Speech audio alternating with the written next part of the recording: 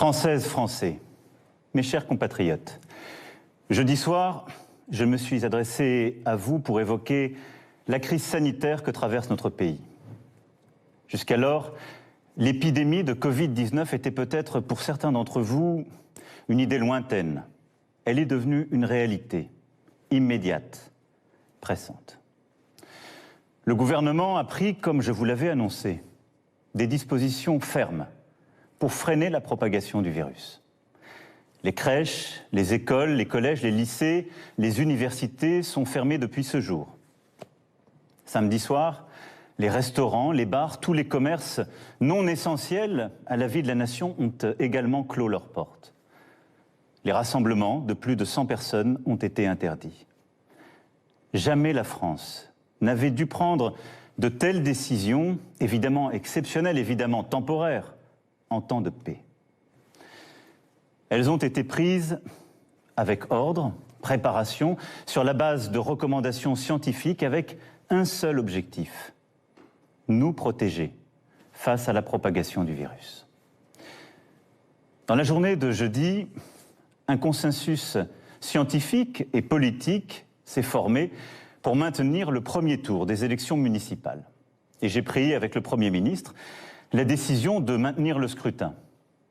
Hier, dimanche, les opérations de vote ont donc pu se tenir.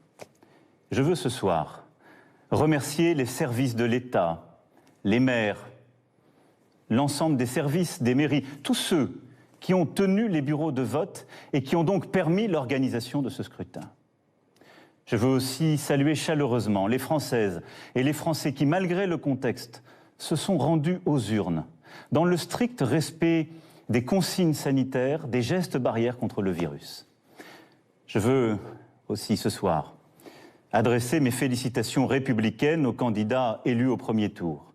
Environ 30 000 communes sur 35 000 ont, après ce premier tour, un conseil municipal.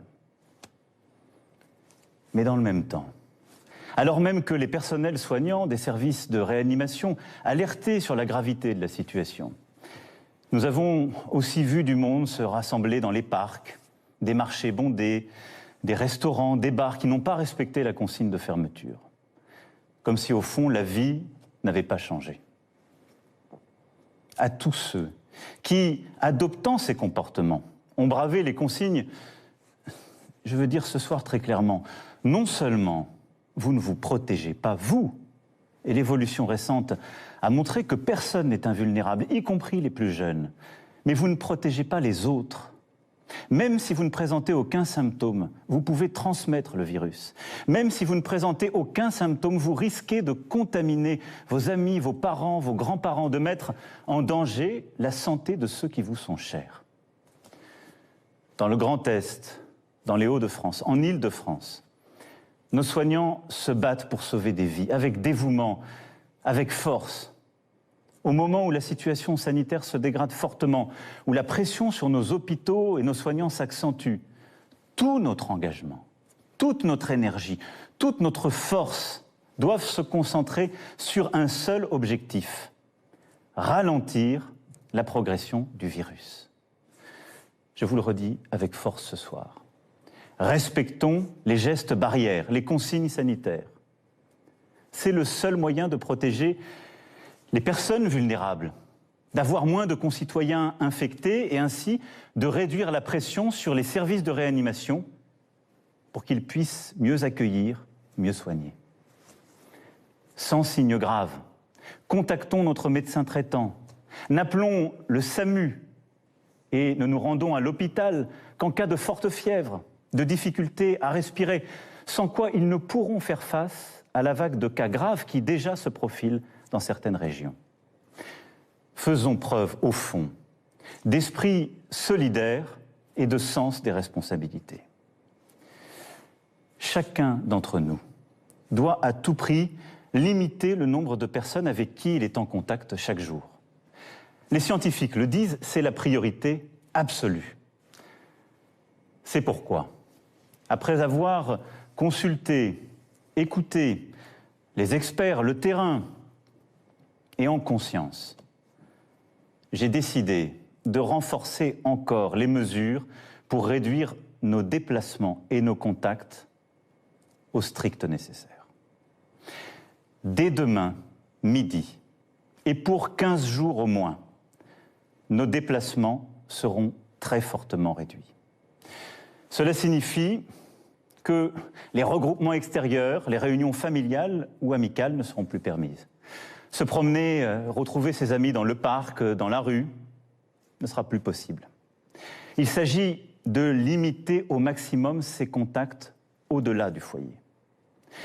Partout sur le territoire français, en métropole comme outre-mer, seuls doivent demeurer les trajets nécessaires. Nécessaires pour aller faire ses courses, avec de la discipline et en mettant les distances d'au moins 1 mètre, en ne serrant pas la main, en n'embrassant pas. Les trajets nécessaires pour se soigner, évidemment. Les trajets nécessaires pour aller travailler quand le travail à distance n'est pas possible. Et les trajets nécessaires pour faire un peu d'activité physique, mais sans retrouver, là encore, des amis ou des proches. Toutes les entreprises doivent s'organiser pour faciliter le travail à distance. Et quand cela ne sera pas possible, elles devront adapter dès demain leur organisation pour faire respecter ces gestes barrières contre le virus, c'est-à-dire protéger leurs salariés ou, quand il s'agit d'indépendants, se protéger eux-mêmes. Le gouvernement précisera les modalités de ces nouvelles règles dès ce soir, dès après mon allocution. Toute infraction à ces règles sera sanctionnée. Je vous le dis avec beaucoup de solennité ce soir. Écoutons les soignants qui nous disent « si vous voulez nous aider, il faut rester chez vous et limiter les contacts ». C'est le plus important. Évidemment, ce soir, je pose des règles nouvelles. Nous posons des interdits, il y aura des contrôles. Mais la meilleure règle, c'est celle qu'en tant que citoyen, vous vous appliquez à vous-même. Et une fois encore, j'en appelle à votre sens des responsabilités et de la solidarité. Dans ce contexte, après avoir consulté le président du Sénat, le président de l'Assemblée nationale, mais également mes prédécesseurs, j'ai décidé que le second tour des élections municipales serait reporté. Le Premier ministre en a informé aujourd'hui même les chefs de parti représentés au Parlement. Cette décision a fait l'objet d'un accord unanime. Mes chers compatriotes, je mesure l'impact de toutes ces décisions sur vos vies. Renoncer à voir ses proches, c'est un déchirement. Stopper ses activités quotidiennes, ses habitudes, c'est très difficile. Cela ne doit pas nous empêcher de garder le lien, d'appeler nos proches, de donner des nouvelles, d'organiser aussi les choses avec nos voisins, d'inventer de nouvelles solidarités entre générations, de rester, comme je vous l'ai dit jeudi dernier, profondément solidaires et d'innover là aussi sur ce point. Je sais que je vous demande de rester chez vous. Je vous demande aussi de garder le calme dans ce contexte. J'ai vu ces dernières heures des phénomènes de panique en tous sens. Nous devons tous avoir l'esprit de responsabilité. Il ne faut pas que les fausses informations circulent à tout va. Et en restant chez vous, occupez-vous des proches qui sont dans votre appartement, votre maison. Donnez des nouvelles, prenez des nouvelles. Lisez, retrouvez aussi ce sens de l'essentiel. Je pense que c'est important dans les moments que nous vivons. La culture, l'éducation, le sens des choses est important. Et éviter l'esprit de panique, de croire dans toutes les fausses rumeurs, les demi-experts ou les faux sachants. La parole est claire, l'information est transparente et nous continuerons de la donner. Mais croyez-moi, cet effort que je vous demande, je sais qu'il est inédit, mais les circonstances nous y obligent. Nous sommes en guerre sanitaire, certes. Nous ne luttons ni contre une armée, ni contre une autre nation. Mais l'ennemi est là, invisible, insaisissable, qui progresse. Et cela requiert notre mobilisation générale. Nous sommes en guerre. Toute l'action du gouvernement et du Parlement doit être désormais tournée vers le combat contre l'épidémie.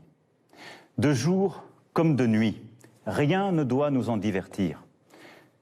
C'est pourquoi j'ai décidé que toutes les réformes en cours seraient suspendues, à commencer par la réforme des retraites. Dès mercredi, en Conseil des ministres, sera présenté un projet de loi permettant au gouvernement de répondre à l'urgence et, lorsque nécessaire, de légiférer par ordonnance dans les domaines relevant strictement de la gestion de crise. Ce projet sera soumis au Parlement dès jeudi. J'ai vu tout à l'heure les présidents de l'Assemblée nationale et du Sénat afin que ces textes soient votés le plus rapidement possible, afin aussi que la vie démocratique et le contrôle du Parlement continuent dans cette période. Je les en remercie et je remercie tous nos parlementaires en cet instant. Nous sommes en guerre. J'appelle tous les acteurs politiques, économiques, sociaux, associatifs, tous les Français, à s'inscrire dans cette union nationale qui a permis à notre pays de surmonter tant de crises par le passé. Nous sommes en guerre. Et la nation soutiendra ces enfants qui, personnel soignant, en ville, à l'hôpital, se trouvent en première ligne dans un combat qui va leur demander énergie, détermination, solidarité. Ils ont des droits sur nous. Nous leur devons évidemment les moyens, la protection. Nous serons là. Nous leur devons des masques, du gel, tout le matériel nécessaire. Et nous y veillons et y veillerons. Nous avons décidé, avec les scientifiques, de réserver les masques en priorité pour l'hôpital et pour la médecine de ville et de campagne. En particulier les généralistes et les infirmières, désormais en première ligne aussi dans la gestion de la crise. Des masques seront livrés dans les pharmacies dès demain soir, dans les 25 départements les plus touchés. Mercredi, pour le reste du territoire national. J'ai aussi entendu le message des spécialistes, en particulier les chirurgiens dentistes et beaucoup d'autres. Des solutions seront trouvées avec le ministre de la Santé dans les prochaines heures. Nous devons aussi aux soignants la garde de leurs enfants. Un service minimum de garde est en place depuis ce jour dans les crèches et dans les écoles. Nous leur devons aussi sérénité dans leurs déplacements et repos. C'est pourquoi j'ai décidé que dès demain, les taxis et les hôtels pourront être mobilisés à leur profit. L'État paiera. Nous sommes en guerre, oui. Le pays accompagnera dans cette période les régions les plus touchées, aujourd'hui, comme celles qui le seront demain. À ce titre, je veux assurer les habitants, les personnels soignants du Grand Est que nous serons au rendez-vous pour les appuyer face à l'afflux de patients et à la saturation des hôpitaux. Je sais ce qu'ils vivent depuis des jours et des jours. Nous sommes avec eux. J'ai décidé pour cela qu'un hôpital de campagne du service de santé des armées serait déployé dans les jours à venir en Alsace. Les armées apporteront aussi leur concours pour déplacer les malades des régions les plus affectées et ainsi réduire la congestion des hôpitaux de certains territoires. Nous sommes en guerre. Aussi, comme je vous l'ai dit jeudi, pour nous protéger et contenir la dissémination du virus, mais aussi préserver nos systèmes de soins. Nous avons pris ce matin, entre Européens, une décision commune. Dès demain midi, les frontières à l'entrée de l'Union européenne et de l'espace Schengen seront fermées. Concrètement, tous les voyages entre les pays non européens et l'Union européenne seront suspendus pendant 30 jours. Les Françaises et les Français qui sont actuellement à l'étranger et souhaitent rentrer pourront bien entendu rejoindre leur pays. Nous devons prendre cette décision parce que je vous demande ce soir d'importants efforts et que nous devons dans la durée nous protéger. Et je veux dire à tous nos compatriotes qui vivent à l'étranger que là aussi, en bon ordre, ils doivent se rapprocher des ambassades et consulats et que nous organiserons, pour celles et ceux qui le souhaitent, et là où c'est nécessaire, leur rapatriement. Vous l'aurez compris, vous le pressentez. Cette crise sanitaire sans précédent aura des conséquences humaines, sociales, économiques majeures. C'est aussi ce défi que nous devons mener. Je vous demande des sacrifices pour ralentir l'épidémie. Jamais ils ne doivent mettre en cause l'aide aux plus fragiles, la pérennité d'une entreprise, les moyens de subsistance des salariés comme des indépendants. Pour les plus précaires, pour les plus démunis, pour les personnes isolées, nous ferons en sorte, avec les grandes associations, avec aussi les collectivités locales et leurs services, qu'ils puissent être nourris, protégés, que les services que nous leur devons soient assurés. Pour la vie économique, pour ce qui concerne la France, aucune entreprise, quelle que soit sa taille, ne sera livrée au risque de faillite.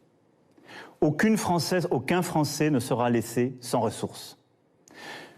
S'agissant des entreprises, nous mettons en place un dispositif exceptionnel de report de charges fiscales et sociales, de soutien au report d'échéances bancaires et de garantie de l'État à hauteur de 300 milliards d'euros pour tous les prêts bancaires contractés auprès des banques. Pour les plus petites d'entre elles, et tant que la situation durera, celles qui font face à des difficultés n'auront rien à débourser, ni pour les impôts, ni pour les cotisations sociales. Les factures d'eau, de gaz ou d'électricité, ainsi que les loyers, devront être suspendus. En outre, afin que personne ne soit laissé sans ressources, pour les salariés, le dispositif de chômage partiel sera massivement élargi, comme je vous l'avais annoncé jeudi dernier, et comme le gouvernement a commencé à le préciser. Pour les entrepreneurs, commerçants, artisans, un fonds de solidarité sera créé, abondé par l'État, et auquel le Premier ministre proposera aux régions aussi de contribuer. Le gouvernement, dès demain, précisera toutes ces mesures. Elles seront en fonction des besoins, des réalités économiques, des nécessités secteur par secteur, évidemment adaptées. Nous serons au rendez-vous pour que notre économie soit préservée dans cette période si dure et pour que l'ensemble des travailleuses, des travailleurs puissent avoir cette sécurité aussi en termes de pouvoir d'achat, de continuité de leur vie. Mes chers compatriotes, la France vit un moment très difficile. Nul ne peut en prévoir précisément la durée. Et à mesure que les jours suivront les jours, que les problèmes succéderont aux problèmes, il faudra, en lien avec les éclairages donnés par les scientifiques, les expériences de terrain, il faudra nous adapter. Nous allons continuer aussi, pendant cette période, de travailler, de progresser sur les traitements. Et je sais le dévouement de plusieurs équipes partout sur notre territoire, avec des premiers espoirs qui naissent. Et nous continuerons aussi d'avancer sur le vaccin. Régulièrement, je m'adresserai à vous. Je vous dirai à chaque fois, comme je l'ai fait, comme le gouvernement le fait, la vérité sur l'évolution de la situation. J'ai une certitude. Plus nous agirons ensemble, et vite, plus nous surmonterons cette épreuve. Plus nous agirons en citoyens, plus nous ferons preuve de la même force d'âme, de la même abnégation patriote que démontrent aujourd'hui nos personnels soignants, nos sapeurs-pompiers, l'ensemble des acteurs de la sécurité civile. Plus vite, nous sortirons de cette vie au ralenti. Nous y arriverons, mes chers compatriotes, en étant unis, solidaires. Je vous demande d'être responsables tous ensemble et de ne céder à aucune panique, d'accepter ces contraintes, de les porter, de les expliquer, de vous les appliquer à vous-même. Nous les appliquerons tous. Il n'y aura pas de passe-droit. Mais là aussi, de ne céder ni à la panique, ni au désordre. Nous gagnerons. Mais cette période nous aura beaucoup appris.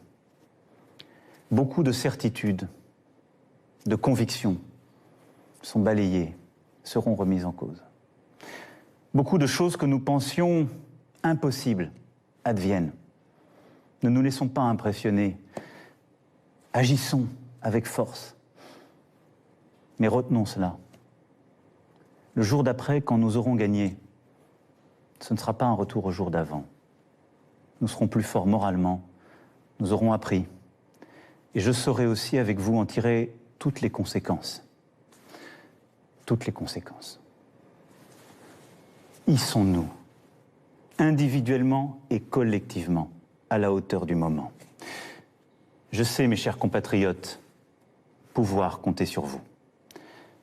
Vive la République, vive la France.